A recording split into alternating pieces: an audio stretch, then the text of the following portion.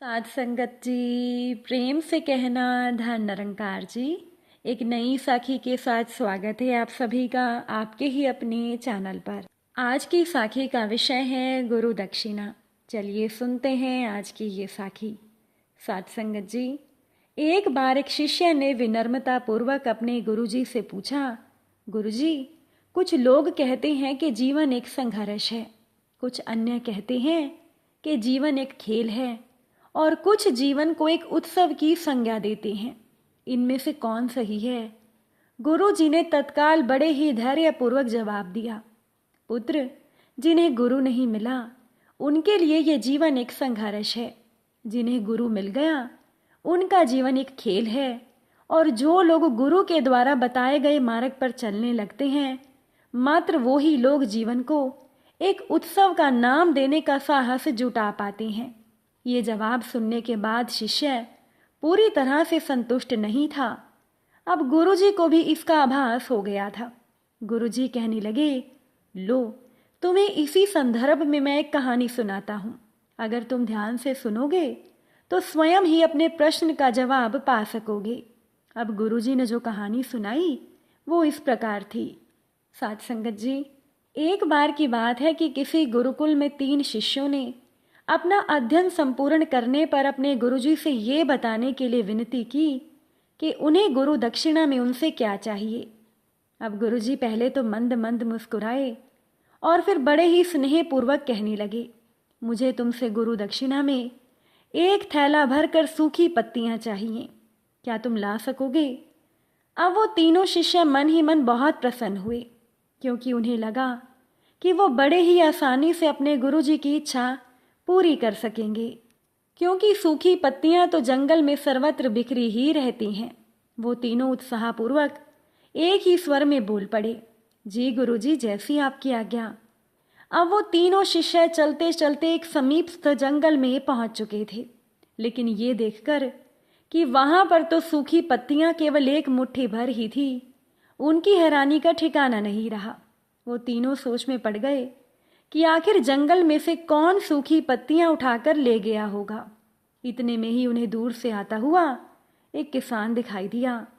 तीनों शिष्य उस किसान के पास पहुंचकर उससे विनम्रतापूर्वक याचना करने लगे कि वो उन्हें केवल एक थैला भर सूखी पत्तियां दे दे।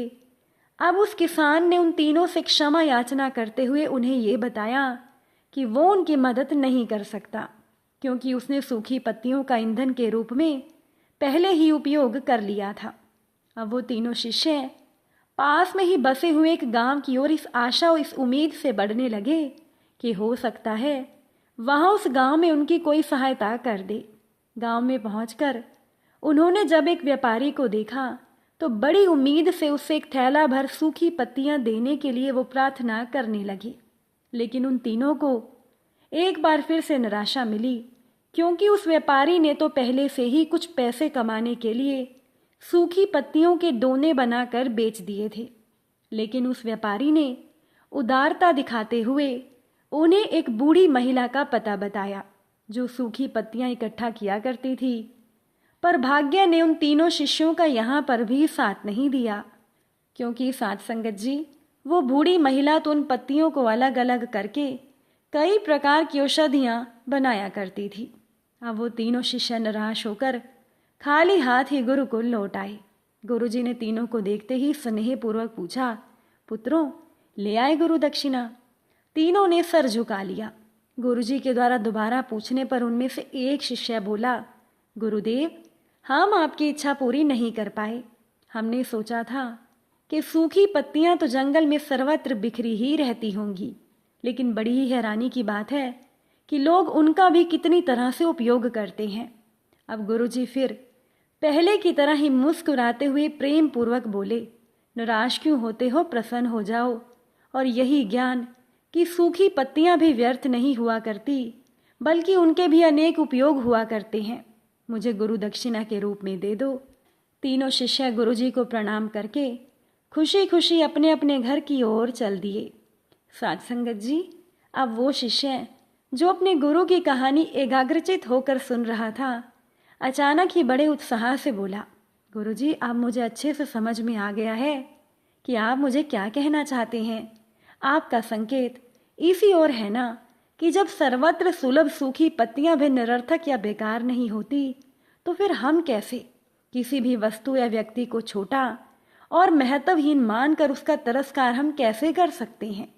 चींटी से लेकर हाथी तक और सुई से लेकर तलवार तक सभी का अपना अपना महत्व होता है।